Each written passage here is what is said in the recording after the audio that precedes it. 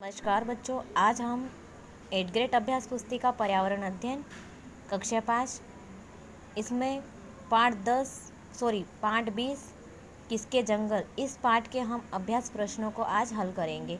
इससे पहले जो 19 पाठ है वो हम करवा चुके हैं और हमारी प्लेलिस्ट में आपको वो वीडियोस मिल जाएंगे। अगर आप हमारे चैनल पर नए हो तो प्लीज़ हमारे चैनल को लाइक सब्सक्राइब कर ले और साथ ही बेल आइकन को प्रेस कर ले, जिससे कि आने वाले वीडियो के नोटिफिकेशन आपको समय समय पर मिलते रहे।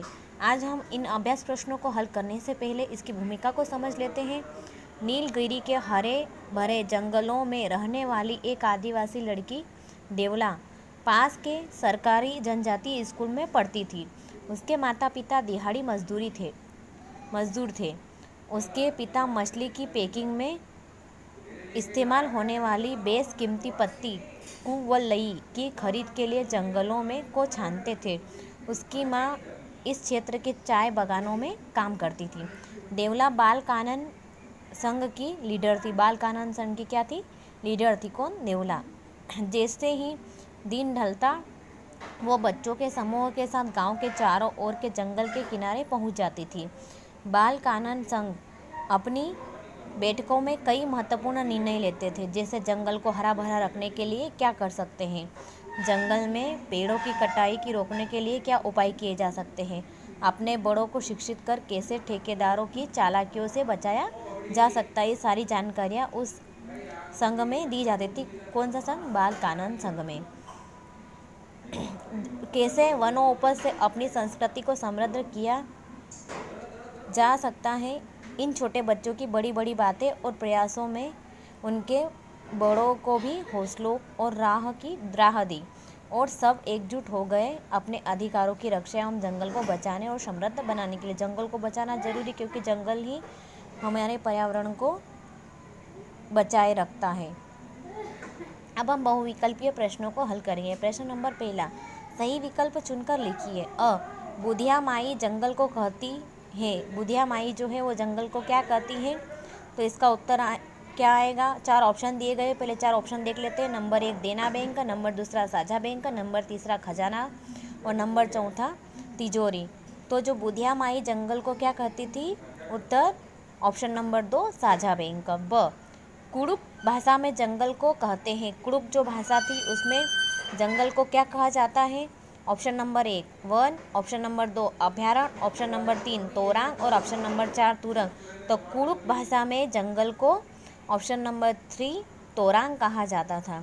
स, एक फसल के काटने के बाद जमीन के कुछ सालों आराम देते हैं, इसे कहते हैं। एक फसल काटने के बाद जमीन को कुछ सालों के लिए आराम दिया जाता है, इसे क्या कहा जाता है? नंबर 1 मिश्रित खेती, नंबर 2 झूम खेती, नंबर 3 यांत्रिक खेती और नंबर 4 विशिष्ट खेती। तो जो फसल को काटने के बाद जमीन को आराम दिया जाता है उस खेती को क्या कहा जाता है? उत्तर ऑप्शन 2 झूम खेती। द, जंगल अधिकार कानून 2007 जंगल पर हक दिलाता है। 1 युवाओं को, 2 महिलाओं को, 3 ग्रामीणों को, 4 आदिवासियों को। इसका उत्तर ऑप्शन नंबर 4 आदिवासियों को। अति लघु उत्तरीय प्रश्न नंबर 2, सूर्यमणि के साथ बच्चे जंगल में क्या करने जाते थे? उत्तर फूल पत्ते बीनकर मालाएं बनाते थे। प्रश्न नंबर 3, हमें पेड़ पौधों को क्यों नहीं काटना चाहिए? उत्तर क्योंकि पेड़ पौधे से हमें ऑक्सीजन मिलती है व पर्यावरण संतुलन बनाए रखने में मदद मिलती है।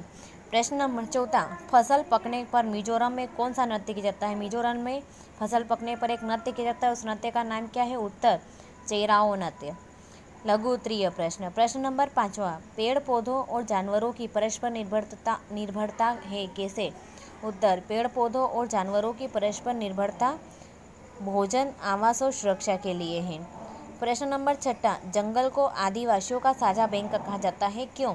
उत्तर क्योंकि कई सारे प्राकृतिक चीज़ें हैं जो हम सबका साझा खजाना है, जैसे भूगर्भीय जल, नदियों तथा समुद्र की मछलियाँ आदि।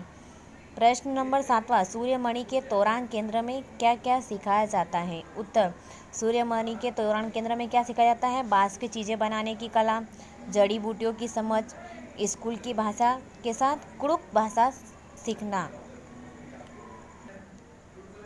प्रश्न नंबर 8वां, जंगल से प्राप्त सामग्री और उससे बनाई जाने वाली वस्तुओं की तालिका बनाएं। दोस्तों, इस प्रश्न का उत्तर आप स्वयं हल करें, क्योंकि यह प्रश्न बहुत आसान है। आप भी इसे समझकर आसानी से कर सकते हैं और कमेंट बॉक्स में कमेंट भी कर सकते हैं। उत्तर इसमें दिया गया है। सामग्री का नाम, यहाँ पे सामग्री लिखना है और दूसरे कॉलम में बनाई जाने वाली वस्तु, उस सामग्री से क्या बने, जैसे लकड़ी से क्या बनाया जाता है, फर्नीचर बनाया जाता है। अब हम दीर्घ उत्तरीय प्रश्न को हल करेंगे। प्रश्न नंबर 9वां, झूम खेती के बारे में लिखिए। झूम खेती के बारे में कुछ लिखना है। उत्तर, झूम खेती में एक फसल काटने के बाद जमीन को कुछ साल तक आराम देते हैं। उसमें खेती नहीं करते। यदि बांस या जंगल उग जाता है तो उसे गिराकर जला देते हैं। यह राख जमीन में खाद का काम करती है। प्रश्न नंबर 10वां, अगर जंगल नहीं बचेंगे तो हम भी नहीं बचेंगे, सोचो ऐसा क्यों, लिखिए। उत्तर, जंगल हमारे लिए ज़रूरी है। जंगल पर्यावरण में संतुलन बनाए रखने में हमारी मदद करते हैं। कई हानिकारक गैसों को सोख लेते हैं और हमें ऑक्सीजन प्रदान करते हैं, क्योंकि हमको पेड़ों से ऑक्सीजन मिलती है। और अगर जंगल ही नहीं बचेगा तो हमें ऑक्सीजन गैस कैसे मिलेगी। और ऑक्सीजन गैस देने के साथ में वो हानिकारक गैसों को सोख लेते हैं। जंगल हमें लकड़ी, जड़ी बूटी तथा कई अन्य तरह के कच्चे माल देते हैं।